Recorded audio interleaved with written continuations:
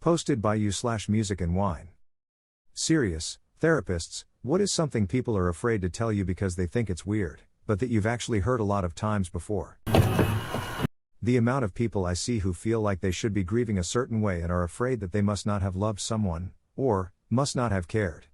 People grieve in all sorts of ways. The 5 stages of grief are bullshit. I was consulting with another clinician who was seeing a couple whose daughter had died. The wife was convinced that the husband must not have cared about her because he wasn't grieving out loud. In reality, while she had been going to support groups and outwardly expressing, he had been continuing to work in a garden that him and his daughter had kept when she was alive, using that time to process and grieve as he did. Both were perfectly fine ways of grieving, however, it is expected that one's grief is more than the other. They both ended up working it out, however, he driving her and others to their weekly support group, her attempting to work in the garden with him on the condition that they didn't talk. Really sweet. To that same extent, the amount of people who are unaware of their own emotions and emotional process is astounding. So many people feel only angry or happy and worry something must be wrong with them otherwise.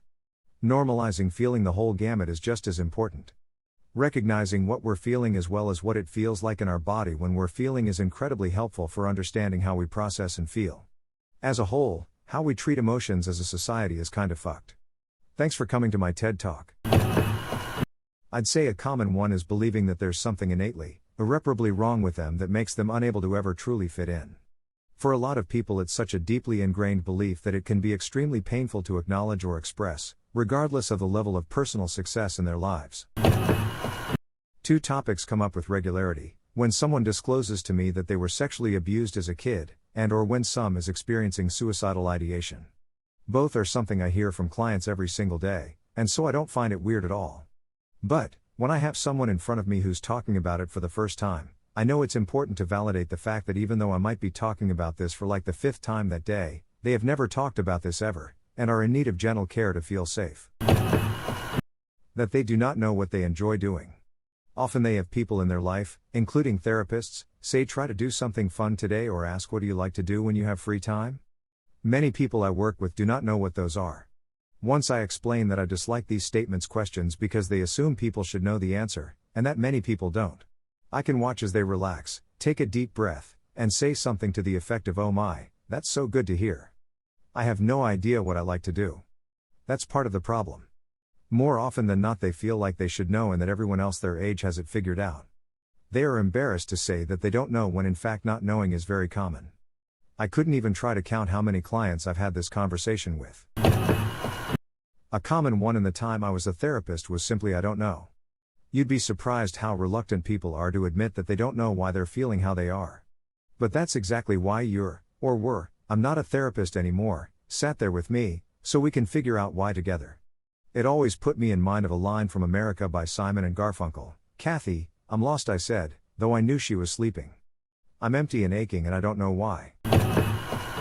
Unwanted intrusive thoughts are normal and do not mean you are a bad person. Yes, even intrusions of sexual/religious/moral themes.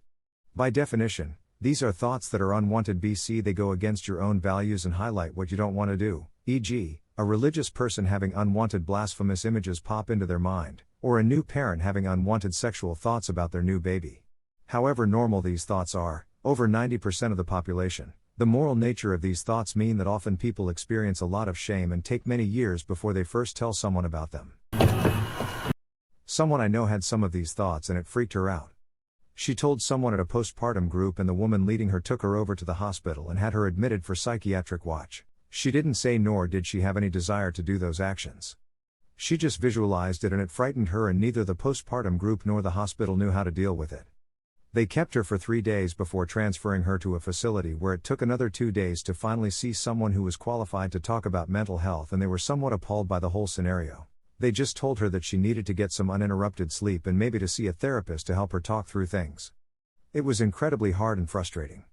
It took quite a few more years to actually get over the trauma of being admitted when trying to seek help and I'm not sure she has really gotten over it. Because some people are saying it's laughably false, I should clarify, she went to the postpartum group because she was looking for help. When the person leading it said she needed more serious help she believed them and when they admitted her she did so willingly thinking that she was a danger to her child. That is why I commented originally. Because people around her thought that intrusive thoughts were bad and validated her own fears. Psychologist here. Basically, anything having to do with sex. There's so much shame. Sexual abuse. Sexual fantasies and fetishes. Erectile dysfunction. Infidelity. Becoming sexually assertive. I've been told that I have a good psychologist's face. I try not to have a strong reaction to normalize the discussion. With adolescents, they are extremely anxious to tell me if they've relapsed or aren't doing well. They cut one night or they were suicidal. They're having a lot of negative self-talk or panic attacks. They'll come in, pretending everything is okay. It's usually in the last 10 to 15 minutes that they'll say something. They'll reveal that they worried they'd let me down. That I'd be disappointed in them.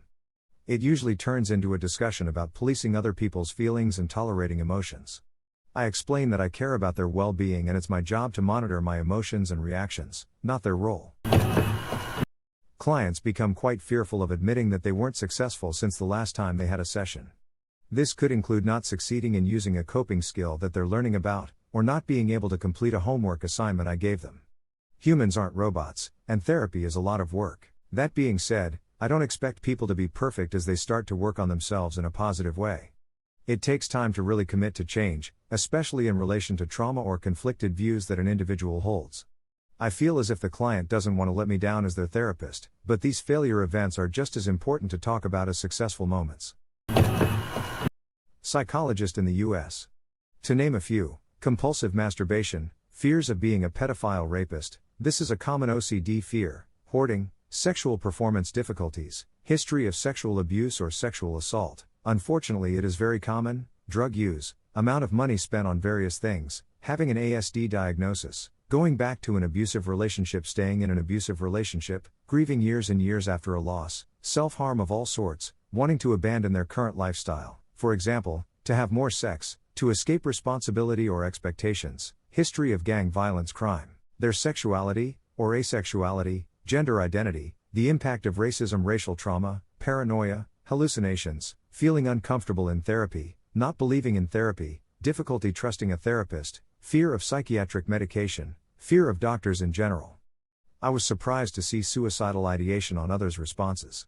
Most of my clients seem to talk very openly about suicidal thoughts and urges from the start of therapy, which I think is super healthy. I think that most of the people I've worked with had SI, current or history. As weird as it may seem, I can't imagine what a life without any thoughts about suicide would even look like. At this point, I don't recall a time a patient said something in therapy and I was shocked or even thought, oh, that's new. And emo, if you surprise your therapist, that is okay. I wonder if we asked Reddit, what are you afraid to tell anyone, even a therapist, because you think it is weird? How many people would see that they aren't that weird at all? I do a lot of trauma work. Many people who have experienced molestation or sexual assault feel ashamed and confused because their bodies responded. Having an erection/lubrication or even an orgasm does not mean you wanted the sexual contact, and it is still assault. Clients often hold a lot of shame and confusion about this. They wonder if it means they wanted it or if there is something wrong with them. It is a tough thing to work through because of this. Assault is assault. Sometimes human bodies respond to sexual touch even when we don't want that touch. I work in an older adult service for people with dementia and mental health problems. I see a lot of family members/carers feeling ashamed of the fact that they are finding it incredibly difficult to care for someone that has dementia or a chronic mental health problem. Carer burnout is a real issue, and people need to know that it's not easy to see someone you love struggling every day, or slowly fading away month by month. Carers and family members desperately need time for themselves and need to know that it's okay to feel the way that they do. No one is superhuman and we all have our own needs. It's why we have therapy groups for carers. It's okay to struggle to look after someone, and you should in no way feel ashamed of having those feelings. Support worker, social worker, not a therapist. I've had clients too scared to tell me their accomplishments because they think they should only be bringing their problems to case management, and that if we see them getting better that we won't prioritize them as much. Another is hard drugs. We don't endorse it by any means, but we have to know if we need to keep an eye out for inappropriate behavior and overdoses. We never get mad at them for being high, we just want to send them to their room to sober up. Intrusive thoughts about sex with family members or, in their mind, nymphomania as a result of childhood sexual trauma, and adult hypersexuality isn't often discussed as one of the PTSD symptoms, so people walk around with so much shame about it. Another great example for this from my experience is that I'm a late 20s male teacher and spent a couple years substituting at the high school level until settling down in a middle school. In the beginning, it was absolutely horrifying to me that there were some students who were undeniably sexually attractive. I thought I was a monster and hadn't realized it until now, but my therapist just asked, well, if you had the chance to have sex with any of them knowing it was consensual and you'd never get caught, would you do it? Then before I could answer he said, don't even worry about answering that out loud. Just ask it to yourself. If the answer is yes, we should talk about this topic more. If the answer is no, then you are absolutely, 100% normal. Basically he explained to me that it was a textbook intrusive thought because I could become sexually aroused by their appearance but at the same time absolutely disgusted when even imagining actually engaging. He said it's important to be honest with myself and make sure my answer would be the same if it were a 0% chance I'd ever get caught and the other party was consensually enjoying it, not rape. Still to this day that helped me a lot because I have not even a sliver of doubt that I would never in a million years follow through with that arousal. But a junior or senior in yoga pants and a crop top can still potentially lead to natural arousal.